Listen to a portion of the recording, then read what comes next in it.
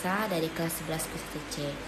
Baiklah, pada kesempatan kali ini Kalisa akan membahas bagaimana adab dalam bermain media sosial. Yang sudah kita ketahui, media sosial telah menjadi bagian penting dari kehidupan sehari-hari kita.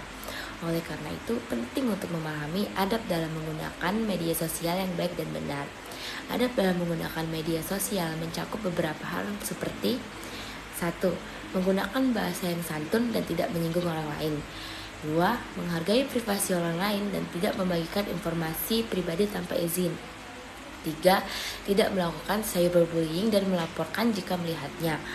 4. Menggunakan media dengan bijak dan sopan santun. 4.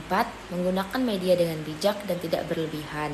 Dan yang terakhir, mengatur waktu penggunaan media sosial dan memastikan bahwa Anda memiliki waktu untuk melakukan aktivitas lainnya. Dengan memahami adab dalam menggunakan media sosial, Anda dapat menggunakan media sosial dengan bijak dan bertanggung jawab. 1. Bijak dalam membagikan informasi. Saat membagikan informasi di media sosial, pastikan bahwa informasi tersebut akurat dan tidak dapat membahayakan orang lain. Jangan membagikan informasi palsu atau tidak terbukti kebenarannya. Periksa kembali sumber informasi sebelum membagikannya dan pastikan bahwa informasi tersebut tidak dapat membahayakan orang lain. Yang kedua, menghormati privasi orang lain.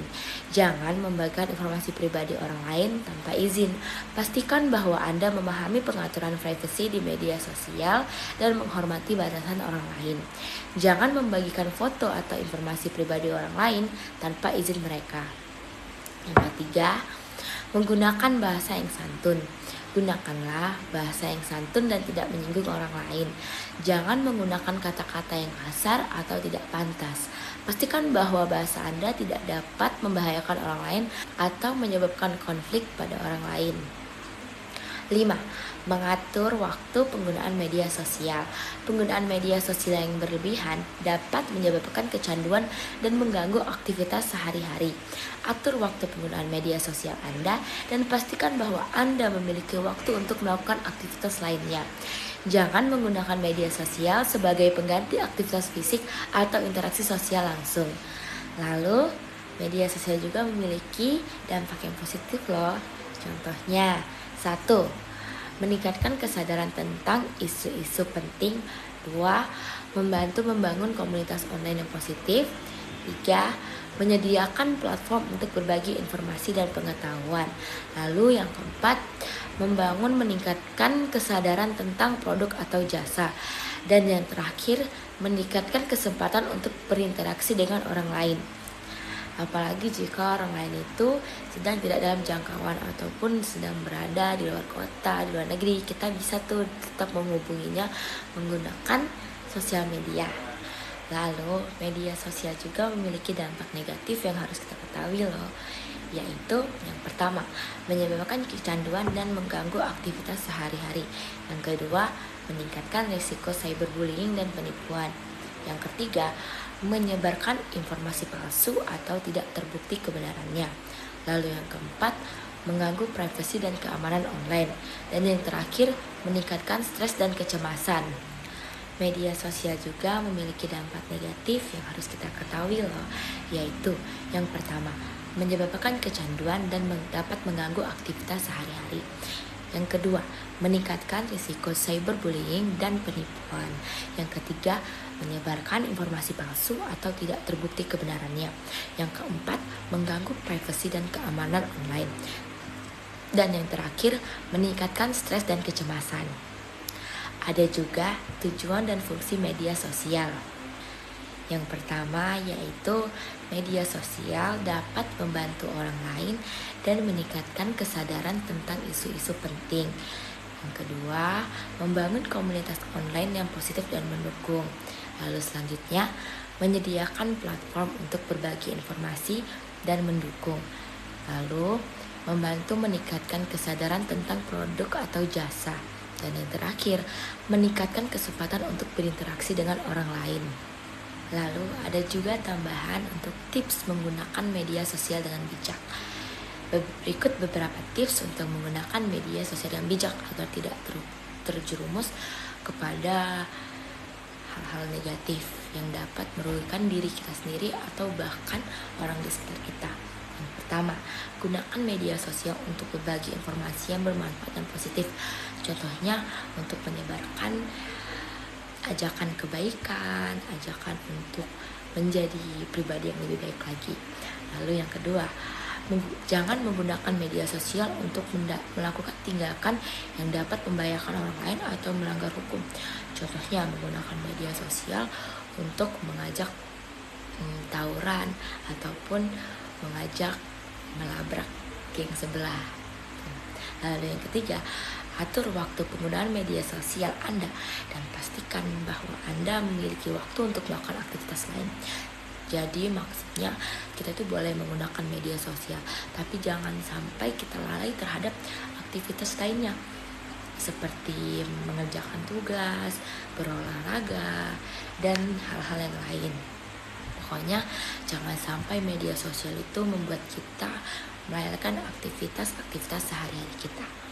Lalu, gunakan pengaturan privasi untuk melindungi informasi pribadi Anda. Jadi kalau saran dari Kanisa, menggunakan media sosial itu tidak perlu terlalu belak-belakan ataupun terlalu mengupdate kehidupan kita, karena tidak semuanya orang yang kita kenal di media sosial itu dapat memberikan dampak yang baik kepada kita. Bisa saja jika mereka ini bisa menjerumuskan kita ke hal-hal yang pastinya negatif. Jadi menggunakan media sosial itu lebih baik akunnya dipribadikan saja. Jadi hanya orang-orang terpilih yang bisa mengetahui akun kita atau melihat postingan-postingan kita. Lalu yang terakhir, jangan membagikan informasi pribadi orang lain tanpa izin. Sudah pasti kita juga tidak mau kan kalau informasi pribadi kita dibagikan kepada orang lain tanpa izin kita. Makanya kita juga jangan melakukan itu kepada orang lain, karena sudah pasti dampaknya sangat fatal jika orang yang kita berikan informasinya itu berniat buruk.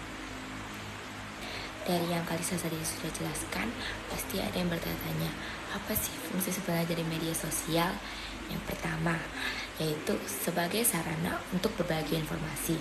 Media sosial dapat digunakan untuk berbagi informasi seperti berita, artikel, dan pengetahuan. Tapi harus tetap diingat ya, berita yang dibagikan melalui media sosial harus tetap dicek keakuratannya dan kebenarannya. Jangan sampai termakan hoax. Lalu yang kedua, membangun komunitas. Media sosial dapat membantu membangun komunitas online yang positif dan mendukung.